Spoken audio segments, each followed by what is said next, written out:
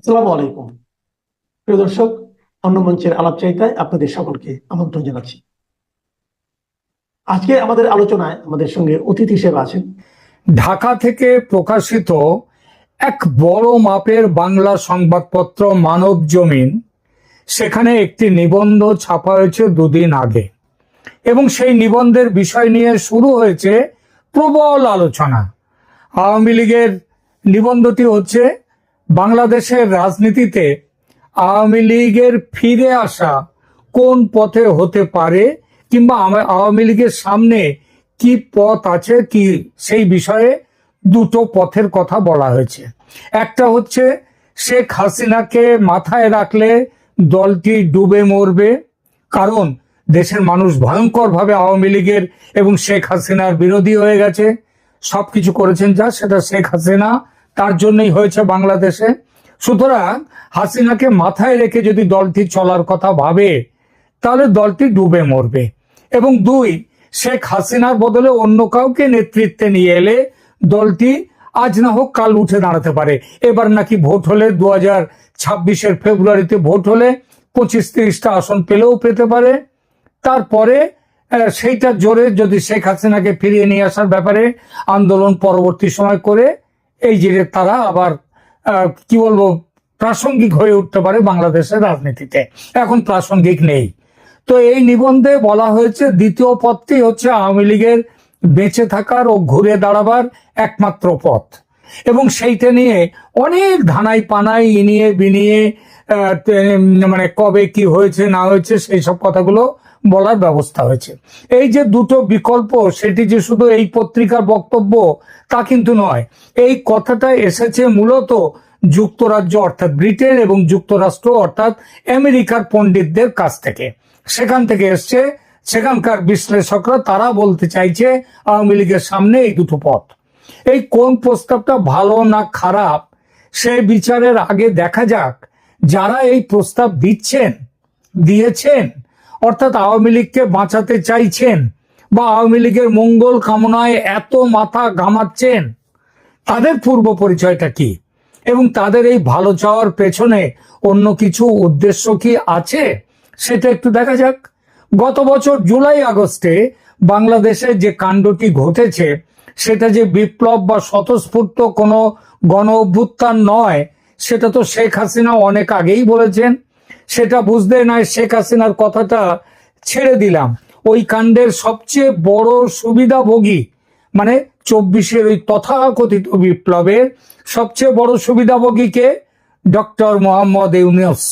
তিনি প্রধানমন্ত্রী না প্রধান উপদেষ্টা, তবে বহরে যাই হোক না কেন তার ক্ষমতায় তিনি প্রধান মন্ত্রীর ব্যবহারই করছেন। তো সেই যে বড় সুবিধাভোগী ডক্টর মোহাম্মদ ইউনূস, তিনি নিজে কি বলেছেন নিশ্চয়ই অনেকেই ভুলে যাননি সে কথাটা। তিনি নিজে সেপ্টেম্বরে, তার 1 মাস পরে 1.5 মাস পরে সেপ্টেম্বরে ওই জাতিসংঘের মিটিংয়ে গিয়ে, অধিবেশনে গিয়ে তিনি নিউ ইয়র্কে বলেছিলেন ওই কথাটা। ক্লিন্টন ফাউন্ডেশনের তাদের সভায় তিনি বলেছিলেন, ওই ওদেরকে ছাত্রদেরকে সবার মঞ্চে তুলে তিনি বলেছিলেন যে এই কাণ্ড, এই বিপ্লব, এটা কোনো মেটিকুলাসলি ডিজাইনড একটা ব্যাপার, এটা কোনো স্বতঃস্ফূর্ত আন্দোলন ছিল না। আর এই বিপ্লবের অন্যতম মাস্টার মাইন্ড হিসেবে তিনি দেখিয়ে দিয়েছিলেন মাহফুজ আলমকে। ইউনূস সাহেব ষড়যন্ত্র শব্দটি ব্যবহার করেননি, কিন্তু তিনি যা বলেছিলেন তারপর ওই কাণ্ডকে ষড়যন্ত্র ছাড়া আর কিছু বলা যায় না। এই ষড়যন্ত্রের মূল পাণ্ডা ছিল কারা? আওয়ামী লীগের সরকার ফেলে দেওয়ার পেছনের যে কলকাঠি, সেটা কারা নেড়েছিলেন? বিদেশে ওই পশ্চিমা শক্তি, তারা দেশের শক্তিকে তারা উস্কে দিয়েছিল, আগুনটা জ্বালিয়েছিল, পেট্রোল সবকিছু এনে গুছিয়ে দিয়েছিল। তাই তাদের মধ্যে আবার ওই বিদেশে যারা ছিল তাদের মধ্যে আবার মুখ্য ভূমিকায় ছিল ওই দুই দেশ যারা আজ আওয়ামী লীগকে বাঁচাতে প্রেসক্রিপশন নিয়ে এগিয়ে এসেছেন, মার্কিন যুক্তরাষ্ট্র এবং ব্রিটেন। শেখ হাসিনা সরকারের পতন ঘটাতে এই দুই দেশের নেতৃত্বে, বিশেষ করে মার্কিন যুক্তরাষ্ট্রের নেতৃত্বে পশ্চিমের ঢাকায় স্থিত দূতাবাসগুলো কিভাবে ঝাঁপিয়ে পড়েছিল হাসিনাকে উৎখাতের জন্য, সেটা উল্লেখ করে এই প্রতিবেদনের সময় নষ্ট করব না। সেসব আর গোপন নেই। এই পশ্চিমী শক্তির দোসর হয়ে ঝাঁপিয়ে পড়েছিল জাতিসংঘের মহাসচিব ওই গুটেরেস এবং মানবাধিকারের জাতিসংঘের কর্তা ভলকার তুর্ক। তুর্ক সাহেবের ধমকানিতে ওয়াকারুজ্জামান যে সেনাবাহিনীকে নিষ্ক্রিয় করেছিলেন, নইলে ওই শান্তি মিশনের বাংলাদেশি যারা গিয়েছিলেন তাদেরকে ফেরত পাঠিয়ে দেওয়া হবে সেনাদের, এইটা বলে তিনি সেনাবাহিনীকে নিষ্ক্রিয় করেছিলেন। তো এটা ওই তুর্ক সাহেব কিন্তু নিজেই স্বীকার করেছেন, পরে নিজ মুখে বলেছেন তিনি ফোন করেছিলেন ওয়াকারুজ্জামানকে, ফোন করে বলেছিলেন শক্তি প্রয়োগ যেন না করা হয়। কাদের? ওই আন্দোলনের নামে যারা ষড়যন্ত্র করতে এসেছিল তাদের বিরুদ্ধে। আর আজ দেখুন একেবারে উল্টো ব্যাপার। জাতিসংঘ বলছে আওয়ামী লীগকে নির্বাচনে অংশ নিতে দিতেই হবে। আর যুক্তরাষ্ট্র কি বলছে? বলছে কি করলে আওয়ামী লীগের ভালো হবে তার জন্য তারা প্রেসক্রিপশন লিখতে বসেছে। আহা, কত যেন প্রেম আওয়ামী লীগের উপর। এবার আসি প্রেমের ওই আসল চেহারাটা কি এবং কেন, সেটা নিয়ে দু চার কথায়। এদের সবার শত্রু শেখ হাসিনা। কারণ শেখ হাসিনা ক্ষমতায় থাকলে no Saint Martin's island, no Chattogram port, no human corridor, no পুতুল সরকার ইন বাংলাদেশ। শেখ হাসিনা থাকলে বাংলাদেশ সার্বভৌম দেশ থাকবে। তাই আওয়ামী লীগ মানে শেখ হাসিনা ছাড়া আওয়ামী লীগ যদি হয় তাহলে তাদের বড় সুবিধে। এই ষড়যন্ত্রকারীদের বিশ্বাস যে বিষ দাঁত ভেঙে দিলে যেমন কেউটে সাপ কামড়ালেও কেউ মরে না, কোনো ভয় নেই, তেমন শেখ হাসিনাকে নির্বাচনে পাঠাবার পর যে আওয়ামী লীগ থাকবে সে হবে ওই নির্বিষ কেউটে, তার থেকে ভয় নেই, এটা তাদের বিশ্বাস। আর এই উদ্দেশ্য নিয়ে নেমে পড়েছেন তারা। এতকাল শোনা যাচ্ছিল আওয়ামী লীগ কার্যত নিষিদ্ধ, নির্বাচন কমিশন তার নিবন্ধন সাসপেন্ড করে দিয়েছে, শেখ হাসিনা ও অন্য নেতাদের বিরুদ্ধে এত মামলার নিষ্পত্তির পর তাদের সুযোগ থাকবে না নির্বাচনে অংশ নেবার। সবাই মোটামুটি ধরে নিয়েছিল আওয়ামী লীগ নেই মাঠে, অতএব বিএনপির জয় সুনিশ্চিত। প্রধানমন্ত্রী তারেক রহমান, রাষ্ট্রপতি ডক্টর মোহাম্মদ ইউনূস, প্রথমে মোহাম্মদ ইউনূস, তারপর ট্রেসি অ্যান্ড জ্যাকবসন, এরা দুজনেই আলাদা আলাদা ভাবে লন্ডনে গিয়ে তারেকের সঙ্গে বৈঠক করে সব পাকা করে এসেছিলেন। আওয়ামী লীগের নামগন্ধ কোথাও ছিল না। হঠাৎ কেন তাহলে এখনকার এই যে ছন্দপতন? কারণ সারা পৃথিবী জুড়ে দাবি উঠছে আওয়ামী লীগকে বাদ দিয়ে নির্বাচন করলে যে অপরাধী করা হচ্ছে শেখ হাসিনাকে, তার থেকেও আরো বড় অপরাধ সেটা এসে পড়বে এই নতুন করে নির্বাচন হলে ইউনূসের গণতন্ত্রের উপর। খালেদা জিয়ার দল 24-এর ভোট নিজেরাই বয়কট করেছিল পরাজয়ের ভয়ে।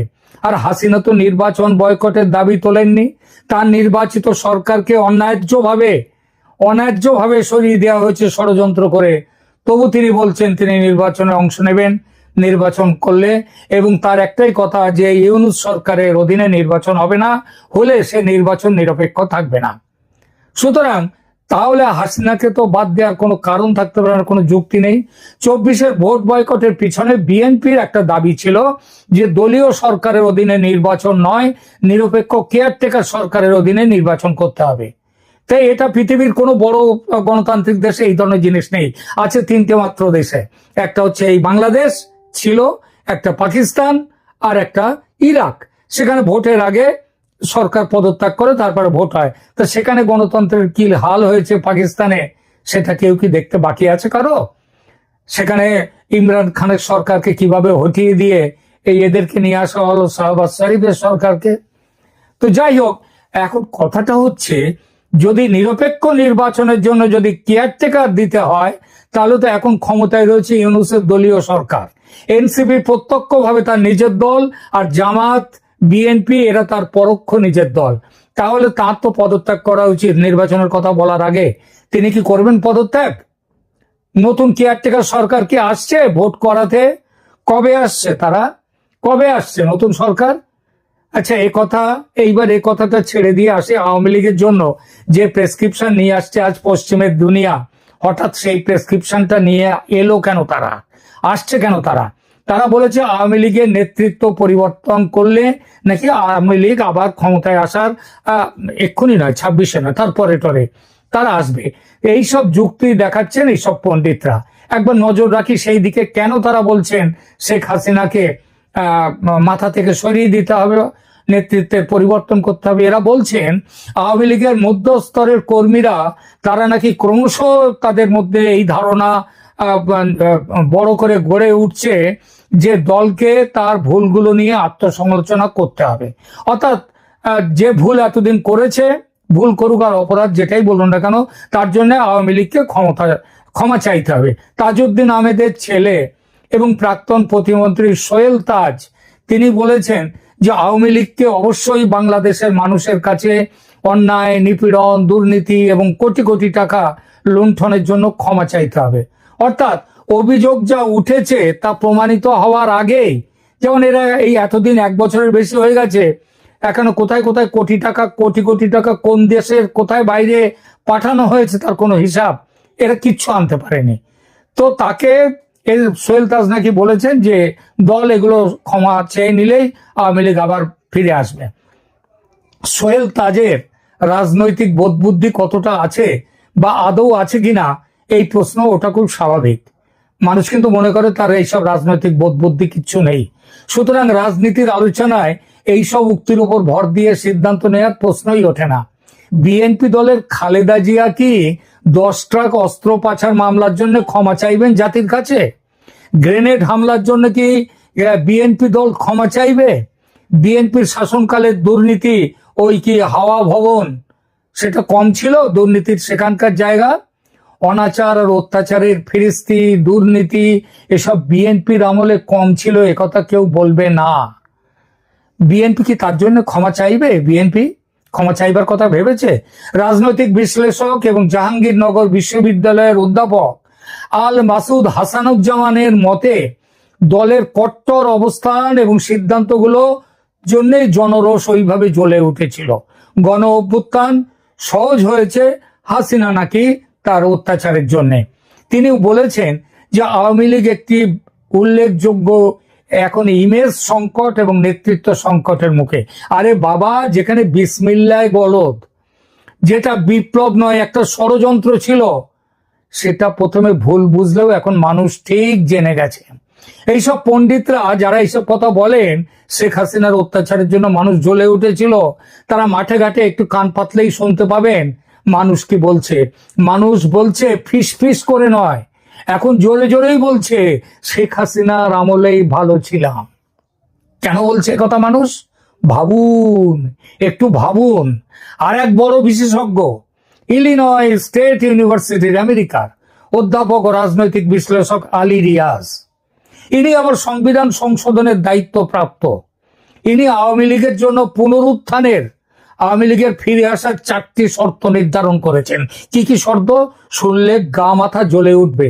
তিনি বলেছেন ক্ষমতায় থাকার 16 বছরে, বিশেষত 2024 সালের গণ অভ্যুত্থানের সময় সংগঠিত অপরাধের জন্য স্পষ্ট ক্ষমা প্রার্থনা।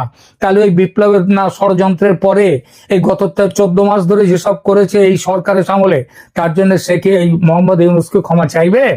হ্যাঁ, ক্ষমা চাইবে আলী রিয়াজ? বলুন না। 2 নম্বর, বর্তমান মতাদর্শ ত্যাগ করে তাদের এগিয়ে চলতে হবে। আওয়ামী লীগের মুখ্য মতাদর্শ কি? মুখ্য মতাদর্শ হচ্ছে তাদের বাঙালি আনা, তাদের বাঙালি স্বাদেশিকতা বোধ, তাদের মুক্তিযুদ্ধের আদর্শ। তারা পাকিস্তানের বিরুদ্ধে লড়াই করেছিল, সেই লড়াইয়ের আদর্শ। এসব ত্যাগ করে আবার পাকিস্তানপন্থী হয়ে যাবে আলী রিয়াজ মশাই? এরপরে 3 নম্বর, হাসিনা পরিবারের কোন সদস্যকে আর নেতৃত্বে যেন না আসতে দিতে না আনা এবং পরবর্তী হচ্ছে মানবতা বিরোধী অপরাধ সহ জঘন্য অপরাধের বিচারের মুখোমুখি হওয়া। নিজেদের মতে, রিয়াজের মতে, সরাসরি জুলাই গণ অভ্যুত্থানের নৃশংসতার জন্য দায়ী ব্যক্তিরা শেখ হাসিনা সহ অবশ্যই বিচারের মুখোমুখি হতে হবে।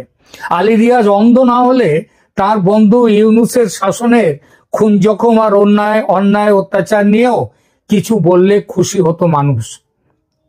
এইসব পণ্ডিতরা আর একটা ওষুধ আওয়ামী লীগ সমর্থকদের গিলিয়ে দিয়ে দল থেকে বের করে আনতে চাইছেন।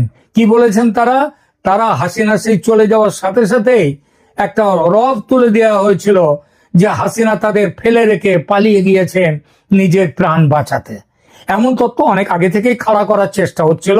প্রথমে কিছু মানুষ সেটা কিছুটা বিশ্বাস করেছিল, এখন বুঝেছে দেশ না ছাড়লে সেদিন বাঁচতেন না আপা। পাবলিক যে নেতৃত্ব পরিবর্তনের যুক্তি এক বিন্দু মানতে পারে না এবং মানবে না, সেটা এইসব পণ্ডিতদের মাথায় যে কেন ঢোকে না কে জানে। আরে বাবা, ঐতিহাসিক সম্পর্ক বলে এবং ব্র্যান্ড আইডেন্টিটি বলে রাজনীতিতে একটা কথা আছে। শেখ হাসিনার নেতৃত্ব দলের মূল পরিচয়ের সঙ্গে অবিচ্ছেদ্যভাবে জড়িত। তিনি বঙ্গবন্ধুর কন্যা, আবার তিনি বাংলাদেশের দীর্ঘতম সময়ের প্রধানমন্ত্রী। বাবার পরিচয়ের সঙ্গে উন্নয়নের দিশারি বলে নিজের একটা উজ্জ্বল পরিচিতি তিনি তৈরি করেছেন। দলের যুগ্ম সম্পাদক বাহাউদ্দিন নাসিমের মতে আমরা একটি আন্তর্জাতিক ষড়যন্ত্রের শিকার, আর এটা দেশের মানুষ বুঝে গেছে। এই ধরনের বক্তব্য বুঝিয়ে দেয় যে দলের নেতা কর্মীরা দৃঢ় বিশ্বাস করে যে শেখ হাসিনাই পারেন দেশকে বাঁচাতে। তার পতন তার অত্যাচারের জন্য হয়নি, তার পতন হয়েছে বাহ্যিক শক্তির হস্তক্ষেপের কারণে। আওয়ামী লীগের মধ্যে একটা বিরাট অংশ মনে করে যে নেতৃত্ব পরিবর্তন হলে দলে আরো ভাঙন চলে আসবে। প্রাক্তন স্বরাষ্ট্রমন্ত্রী আসাদুজ্জামান খান কামালের মতো নেতারা দাবি করেছেন যে আওয়ামী লীগ ইসলামী সন্ত্রাসবাদী এবং সেনাবাহিনীর যৌথ অভ্যুত্থানের শিকার হয়েছে বিদেশি ষড়যন্ত্রে। দলের কর্মী সমর্থকরা বিশ্বাস করে যে শেখ হাসিনার নেতৃত্ব পরিবর্তনের যে কোনো প্রচেষ্টা অগণতান্ত্রিক এবং অবৈধ এবং দলকে শেষ করে দেবে। এই মুহূর্তে দলকে তার পুরনো মর্যাদায় ফিরিয়ে আনতে দরকার শেখ হাসিনার বলিষ্ঠ নেতৃত্ব। জরুরি অবস্থার পর যেভাবে প্রত্যাবর্তন করেছিলেন ভারতে ইন্দিরা গান্ধী, ঠিক সেভাবেই আবার ফিরবেন শেখ হাসিনা। তারা মনে করেন যে এই ধরনের পরিবর্তন কেবলমাত্র রাজনৈতিক প্রতিপক্ষ যারা, তারা এটা চাপিয়ে দিচ্ছে আওয়ামী লীগকে খতম করবার জন্য। শেখ হাসিনাকে বাদ দিয়ে দল গঠনের কথা যারা বলছেন, তাদের একটা বড় বক্তব্য আন্তর্জাতিক অপরাধ ট্রাইব্যুনালে তার বিচার নিয়ে। তারা ধরেই নিয়েছেন এই সব মামলায় দোষী সাব্যস্ত হয়ে শেখ হাসিনার হয় যাবজ্জীবন হবে, নয় তিনি ফাঁসি কাটে ঝুলে যাবেন। মজার কথা, আজ যারা এই ক্রাইম ট্রাইব্যুনালকে এবং তার বিচারকে বৈধতা দিতে গলা ফাটাচ্ছেন, লাফাতে লাফাতে এগিয়ে আসছেন, এরাই কয়েক বছর আগে এই ট্রাইব্যুনালের বিরোধিতায় দিস্তা দিস্তা কাগজে বড় বড় প্রবন্ধ লিখেছেন। Human rights watch, amnesty international, জাতিসংঘ মানবাধিকার পরিষদ সমেত প্রধান আন্তর্জাতিক সংস্থাগুলো হাসিনার গঠিত ট্রাইব্যুনালের বিরুদ্ধে সেদিন নিরপেক্ষতার অভাব এবং আন্তর্জাতিক আইনি মানদণ্ড পূরণ না করার জন্য মারাত্মক সমালোচনা করেছিল। আর সবকিছুর ওপর প্রশ্নবিদ্ধ হয়েছিল আজকে সেটা হচ্ছে মুক্তিযুদ্ধের সময় সংগঠিত মারাত্মক মানবতা বিরোধী অপরাধের বিচারের জন্য গঠিত ট্রাইব্যুনালের আওতায় 24-এর ষড়যন্ত্রকে কেন যুক্ত করা হলো সেই বিষয়টি। এটা সমস্ত রকমের আন্তর্জাতিক ট্রাইব্যুনাল আইনের বিরোধী। ইউনূস সরকারের এই সিদ্ধান্তকে সরাসরি বেআইনি বলেছেন বহু বিখ্যাত আইনবিদ। সেটা কিছুটা মেনেও নিয়েছে সরকার। অন্তর্বর্তীকালীন সরকারের আইন, বিচার ও সংসদ বিষয়ক মন্ত্রণালয়ের উপদেষ্টা আসিফ নজরুল সম্প্রতি একটি সাক্ষাৎকারে বলেছেন যে তারা আন্তর্জাতিক অপরাধ ট্রাইব্যুনাল আইনের ঘাটতিগুলো নিয়ে বিদেশি এবং জাতিসংঘের সংস্থাগুলির তারা যেসব উদ্বেগের কথা বলেছেন সেই উদ্বেগগুলো সমাধান করবেন। আইনের মূল সমস্যাগুলো আইসিটি আইন, যে ইন্টারন্যাশনাল ক্রাইম ট্রাইব্যুনাল যে আইন 1973 আন্তর্জাতিক অপরাধী আইনের নতুন বিবর্তন অনুসারে আপডেট করা হয়নি। বিশেষ করে আন্তর্জাতিক ইন্টারন্যাশনাল যে ক্রিমিনাল কোর্টস, যেটা অপরাধী আদালত, তারপর এই সময় কাঠামোর মধ্যে শেখ হাসিনা এবং তার সহযোগীদের বিচার ন্যায্য হবে না, নিরপেক্ষ হবে না, এটা এখন বলছে সারা পৃথিবীর আইনজ্ঞরা। আন্তর্জাতিক বিচার commission, international court of justice, তারা বলেছে যে আন্তর্জাতিক অপরাধ ট্রাইব্যুনাল ন্যায্য বিচার এবং যথাযথ প্রক্রিয়ার আন্তর্জাতিক মানদণ্ড মেনে চলে না। আইসিজে এর মতে ন্যূনতম যথাযথ প্রক্রিয়ার মানদণ্ড মেনে চলতে ব্যর্থ এই ট্রাইব্যুনাল। সুতরাং এখানে যে বিচার হবে সে বিচার গ্রহণযোগ্য নয়। এই যেখানে ট্রাইব্যুনালের বিশ্বাসযোগ্যতা, সেখানে তাদের রায়ে শেখ হাসিনা দোষী সাব্যস্ত হবেন এবং তাকে দলের ত্যাগ করা উচিত, এটা যারা বলছেন তারা আওয়ামী লীগের বন্ধু সাচ্ছেন শত্রুতা করার উদ্দেশ্য নিয়ে, আওয়ামী লীগকে শেষ করার উদ্দেশ্য নিয়ে। এই খেলা বুঝতে আর ভুল হবে না বাংলাদেশের মানুষের। বিশেষ করে গত বছরে তথাকথিত বিপ্লব চোখে আঙুল দিয়ে দেখিয়েছে এই সব শয়তানদের আসল চেহারা। ন্যাড়া একবার বেলতলায় যায়, বারবার যায় না। ঠিক বললাম তো? আজ শেষ করার আগে একটা কথা বলি। গতকাল গেছে বাংলাদেশের প্রধানমন্ত্রী শেখ হাসিনার জন্মদিন। তিনি দীর্ঘজীবী লাভ করুন, তিনি আবার বাংলাদেশে ফিরে আসুন। ঈশ্বরের কাছে, আল্লাহর কাছে, ভগবানের কাছে এই কামনা করি। এখনকার মতো রাখছি, ধন্যবাদ।